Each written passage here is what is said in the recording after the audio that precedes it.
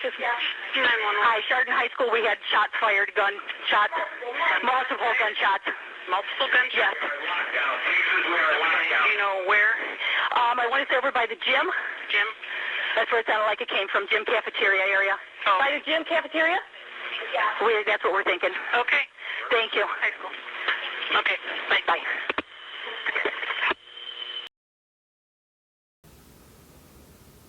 I don't even know if it was a phone or a text. Somebody was saying, you know, there's a shooting at Chardon. And my first thought was like, why are they calling me? Because I was just so out of it, you know, after such a long week and everything, it wasn't like clicking. And then I was like, wait a minute, what's Chardon?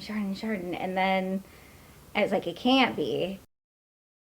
As police officers and emergency crews are headed to that location, we're getting a lot of different conflicting information from inside the school, but what we can tell you is that there has been a shooting at the high school and that students are in a situation of lockdown and being prepared to... Just like on 9/11, you probably remember where you were on 9/11. Nobody will ever forget where they're at that day.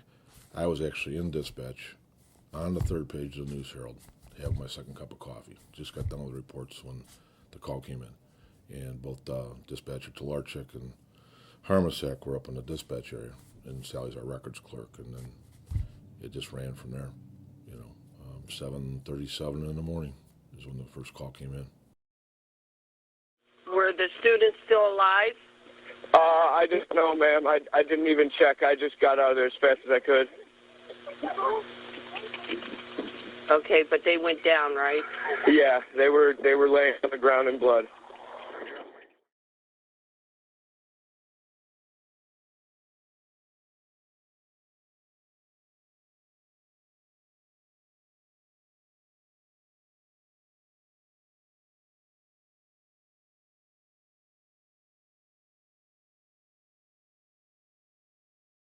Once you saw that smile one time, you never forgot it. I think you could see with a lot of the pictures that you saw from the news, that's what you always saw was him smiling, because that's who he was.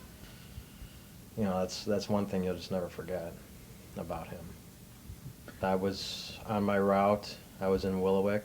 I even remember the exact stop that I had found out, one of my customers. And I mean, if you've ever felt your heart sink, there's no other way to describe it. I mean, you know, I think we were all in denial at first. When I first heard about it, we were going through different stages, and it was like the shooting, and that was scary. And then we're like, 3 people were injured, and we're like, oh my gosh, you know. And then we found out 3 others were injured. And then I'm like, well, is Danny and Jenna okay? And we found out it was in the high school, so we knew Jenna was okay. And then later on, we had found out, this was a matter of just like 10, 15-minute intervals, and I had found out that Danny was in fact one of them. I really don't understand how these things still happen.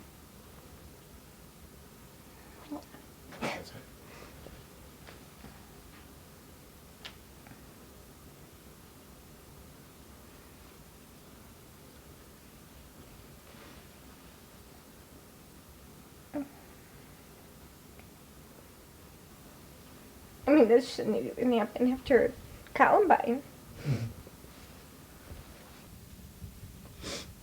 Because I couldn't imagine losing my baby boy.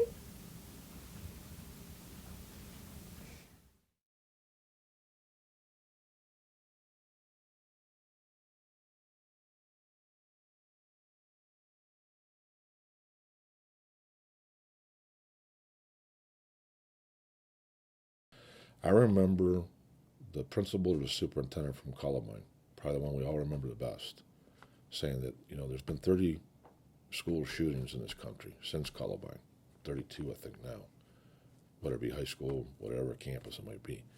Nobody has to be part of that club.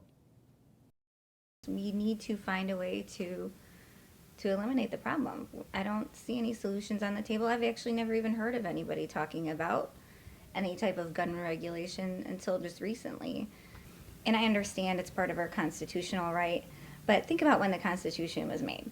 I mean, it was something that was part of people's everyday lives You know, then there were still a lot of people who hunted off the land as part of their survival. We don't do that today. So let's adjust. Let's get with the times. Let's move on. Because I don't feel it's necessary for guns to be that accessible. I don't know if banning guns is the answer. I feel when someone is disturbed and wants to do something, it might deter them for a few minutes, but where there's a will, there's a way. I remember a student in grade school saying, is that going to happen to me when I go to high school?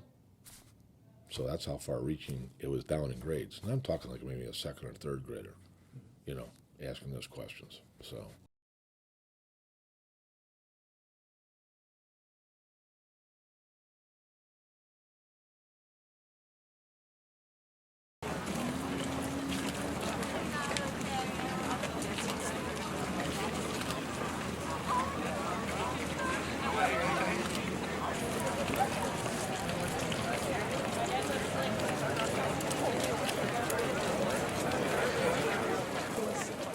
I don't want to call it an anniversary, even though we fall into that terminology.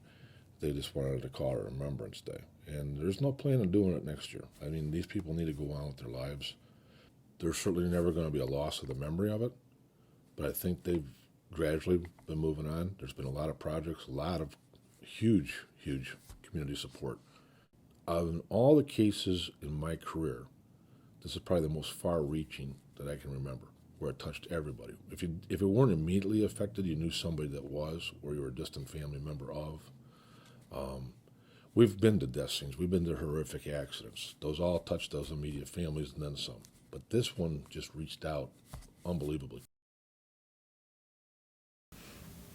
The key is to not forget.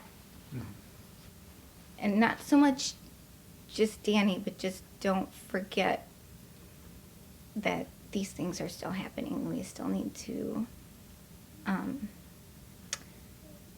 be proactive, Let's prevent this from happening again.